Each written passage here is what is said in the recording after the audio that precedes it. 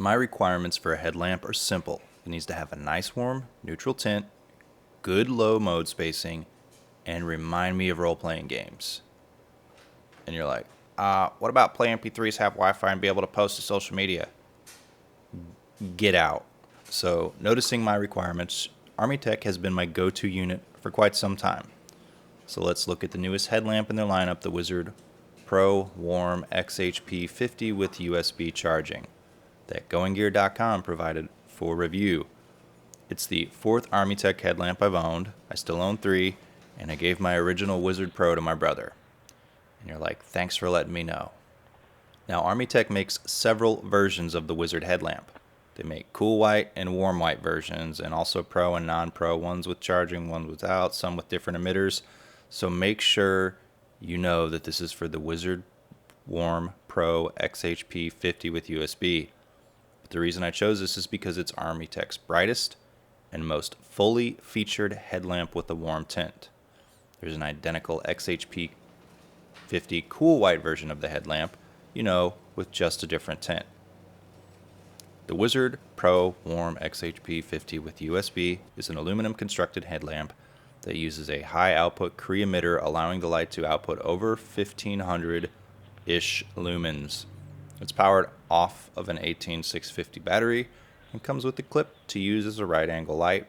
It also comes with a headband, a USB charging cable, a 3200 milliamp hour high drain battery, 2 spare O-rings, a manual, a wristband, a box, and that's it. You'll need to provide your own USB charging brick like most of these lights require you to do. It looks like since I received this model for review though, Armytek has improved the silicone headband hold and makes it an easy snap in and out of a plastic one, which follows Armytek's current business model of updating each product at least once a week. Although unlike Olight headlamps, you can charge aftermarket batteries inside the light. But in order for the turbo mode to work, Armytek states that you need to use high drain unprotected cells capable of 7 amps discharge or more. Or to put it more simply, I just use a button top 3500 milliamp hour high drain Sanyo 18650 GA battery, and it worked just fine. It was unprotected, of course. Remember, don't use protection if you want a good high drain battery. Let's go over the dimensions real quick. First, the basic dimensions outside of the holster, and then the empty weight of the headlamp. And after that, let's do the weight of the headlamp with the headband and the battery, because that's probably how you'll be using it. I think. I'll do the weight of some comparable lamps near the beam shot section. If you know anything about me or my preferences for headlamps and flashlights, or were listening to the first line of the review, you know that I like warm or neutral tinted lights and low modes. And 2 manufacturers that consistently do this the best are Zebralight and Armytek. Olight and Nitecore are honorable mentions. Sometimes, though, Olight doesn't save their moonlights into mode memory, which I know sounds like a nitpick, but this is a sitcom-length video about a flashlight. Let's just understand that for a second. And Nitecore doesn't get sublumen modes very well, so there's that. So let's go over the 8 constant output modes of the Armytek so you can see what I mean and ignore the 3 strobes for now. My estimates in Armytek's OTF, or out the front lumens, are listed. Armytek also lists LED lumens on the front of their box, which is not a real world figure because it's something like theoretical lumens and not real out the front lumens. First is Firefly 1, which is a truly sub-lumen mode. Nice. Then Firefly 2, which is generally what Nitecore has as its lowest mode. Then Firefly 3. These are all good modes when you either want to preserve night vision or not disturb others around you at night, with the sub-lumen mode being the best for that. Then you get Main 1, a good, bright enough general purpose mode. Main 2 for a bit more light. And Main 3, which by almost all accounts is about what most people would consider the brightest mode they need on a headlamp. Armytek's like, nah brah, let's go to Turbo 1, which is a high lumen thermally regulated burst mode. And then Turbo 2, which is also thermally regulated and will fluctuate depending on the ambient temperature and how hot the headlamp gets. Also, a few weeks ago, a subscriber asked me to measure the temperature of some of the lights I review. The Wizard, at about 10 minutes in, is running at 137 degrees at the head. It never got hotter than that over the span of 30 minutes in a room with an ambient temperature of 65 degrees. What about that user interface? Okay, you can make this light easy by remembering you can always press and hold to start from Firefly 1 and release when you find one of the 7 brightness modes you want. You're like, I thought there were 8 modes. Well, you can only access Turbo 2, the 8th mode, by the shortcut. The Wizard Pro has mode memory, so it always remembers whatever mode you were on the last time before you turned it off. Even any of the strobes, because life isn't meant to be fair. So whenever you turn it on with one click, there you go, your last mode you used. But there's also shortcuts, just in case you aren't sure the last mode you used is right for breaking and entering, or were blackout drunk when you used it last. I'm not here to judge you. Cool. From off, you can access the 3 main groupings of mode levels with button clicks. To get to Firefly Loop, press and hold. It starts in Firefly 1 and will go through all 3, but to stay in Firefly Loop, you'll need to release after you get to 3. Or if you are already in the Firefly Loop and you access it with a single click, it'll scroll through the 3 and then over. It'll loop. 1, 2, 3, 1, 2, 3, 1, 2, 3. Next is main, which has 3 levels. A double click from off gets you to main loop. Press and holding after you get to main loop will scroll through the 3 brightness levels. These are all good general purpose outdoor modes. You can always get back to Firefly Loop from main by double clicking from on, or turn it off and do the shortcut. To get to Turbo Loop from off, you'll need to triple click, unless you were using it before you turned it off last. But to access it via a shortcut and erase mode memory from last use, just triple click from either off or on. Pressing and holding will switch between Turbo 1 and Turbo 2. Now to get to Strobe Loop, from off you click 4 times. You get to 10 Hz strobe first, then Turbo Brightness, 1 Hz, and then it's like main 2 level of 1 Hz flash. Okay, if you turned it off when using a strobe and clicked it once to turn it back on, you'll still be in strobe. Just to recap though, press and hold from off to get to Firefly Loop, 2 clicks from off to main mode loop, 3 clicks from off to get to high or turbo loop, and forget about strobe loop. I really like this shortcut based UI because it allows you to get to the mode you want fast. It has an electronic switch, so when not in use, to prevent accidental activation, unscrew the tail cap a turn. There's also a battery indication behind the switch. You can activate it so it either blinks only while it's on or even while off. It tells you how charged your battery is by blinking green for fully charged, green yellow when less than 75%, orange when less than 25%, and red less than 10%. One thing I don't like is it blinks even when using the Firefly modes. I don't even really like battery indicators that much. The manual says by default it doesn't, but I was unable to deactivate it while using the Firefly modes. Okay, charging. Charging takes a while. In fact, my USB multimeter said it was passing 0.7 amps at 5 volts, but it took forever to charge. And even then, more than 12 hours, it was still up to 4.13 volts. So it works, but honestly, I just use a separate charger because it charges slow, and I'm not sure why.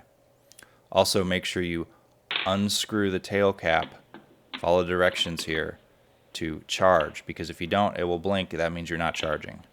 I found out after 15 hours of this. The slow charging may be a quirk with my unit, as I couldn't confirm anyone else got those charging times. Run times. I use the included battery for all of my run times. Armytek says they use a 3400 milliamp battery for run times, but for some reason they include a 3200 milliamp hour battery. Go figure. First up is Turbo 2, the highest mode. The Wizard employs a dynamic thermal regulation. The headlamp puts out an incredible amount of light, therefore creating a lot of heat. The circuitry inside detects heat and adjusts brightness accordingly, so the light will start out high and gradually dim when it gets too hot, and it will get brighter when it cools down a bit. You will get a bigger drop in brightness around 1 hour and 37 minutes. Some headlamps offer timers, but probably the best way this is done through is dynamic regulation, like this. Dynamic thermal regulation. On its highest level, the Wizard runs for 2 hours and 9 minutes before dropping down to a sub-Firefly level. I let it run for more than 8 hours before ending the test. You can't see the light in this shot anyway, but you can if you look into the LED. Each time I ended the test, the battery was about 3 volts. Turbo 1 runs for about the same amount of time as Turbo 2. It just doesn't start out as bright. I use the included 3200 milliamp hour battery for all my tests. You get that big drop again around an hour and 37 minutes, then it continues on for a little while longer. You also get about 2 hours and 8-ish minutes of usable light before it drops down to a sub-firefly level, and I ended the test, with light still coming out. Then is main 3, the brightest of the main modes. It runs a good click. The other day my wife asked me what exactly a click was. Naturally, I didn't have a good answer. It runs about 4 hours before the headlamp starts losing juice and drops way down so you can't see it on video. You get about 4 hours and 30 minutes of usable light. Then is main 2, which is a good long runtime, and even more fun than the last. You get over 100 lumens for 10 hours and 7 minutes of constant brightness. It starts stepping down at about 10 hours and 41 minutes. And then it steps down to mostly unusable light. Remember to charge it at or before the big dim. Then is main 1, which is probably the longest runtime video I've ever done here. I left my camera on for over 2 days for this one. All for flashlight science and something to pass out to on YouTube. You're getting sleepy. Here, click this link. It's totally legit. It runs for 52 hours and 22 minutes. I just sped it up real fast using some good old-fashioned YouTube magic, which gives me an idea for a new channel. Okay, beam shots. Here are the lights I'll be comparing the Wizard Pro Warm USB XHP-50 to. Above the lights I have full weight listed with headbands and batteries. 18650 headlamps are definitely heavy, but the trade-off is longer run times and big brightness. Hey, look there, the prior generation Wizard Pro Warm XHP-50 emitter. And in case anyone wants to know, the tints are not identical. The old Warm was a tad rosy with just a hint of red, whereas this one appears a little more orangey. Are those technical enough? All lights are set to their maximum, and those are my figures on screen for lumens and the candelas. First up is a Wizard USB XHP-50. And to be quite honest, the amount of light this puts out is more than any sane person really needs in a headlamp. Carry a flashlight.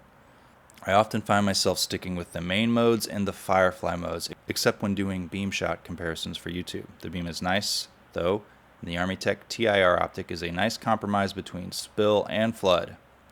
Next is the nearly identical prior model Wizard, which the main difference is that one had USB. There could be some internal differences and slight brightness differences, but the tints are a hair different. Back to the USB Wizard for a second, because that's how we do these. Then the Tiara A1 Pro. This is the first generation of that light. It's got a similar beam pattern, but a lower high mode, much lower.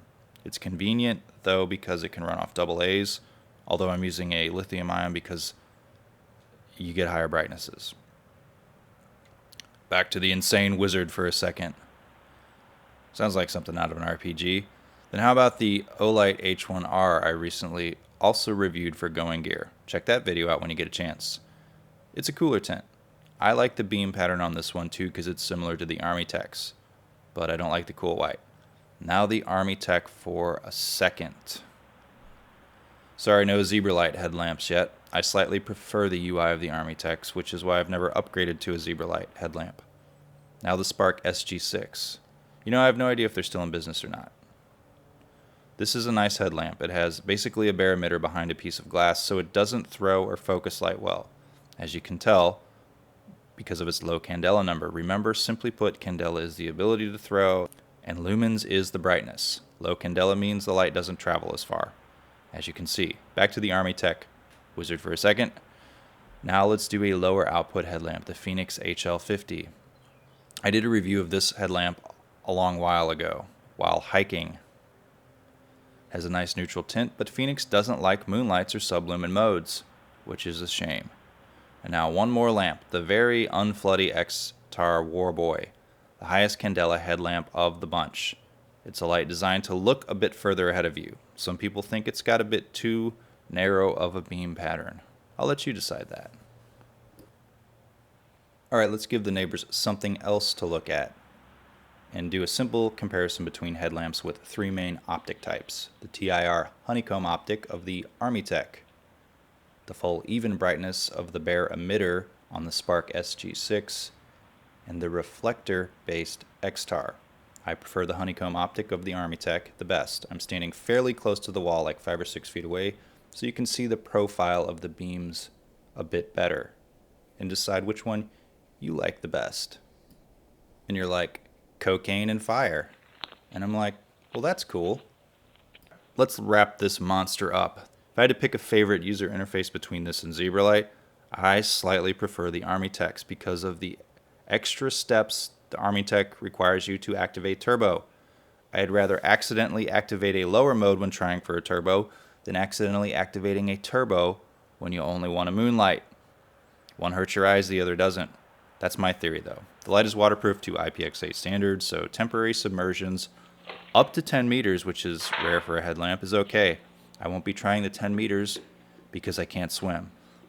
The button. Some people like buttons on the side or top. I really don't care since there's only a few millimeters that separate that. But this button is nice and easy to click. My camera or eyes could detect no PWM on any mode. If you don't know what that is, well, I made a handy video about it last year. Also, you have to put the headband together yourself, and every time I get a new Armytek, I spend 10 minutes reading the directions to do it correctly. And this headband is no worse or no better than any of the other headlamps I own, and exactly the same as other Armyteks. It has an adjustable strap that goes around your head, and an adjustable strap that goes from the top of the headlamp to the back of your head. And I forgot to mention, the base of it is magnetic. That's how the charger works, so it can be stuck to ferrous surfaces and used as a work light. Like this old farmer here in his John Deere.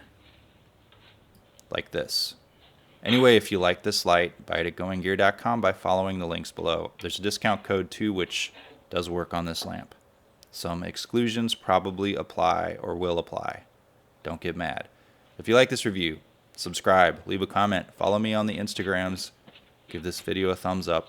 Thanks for watching.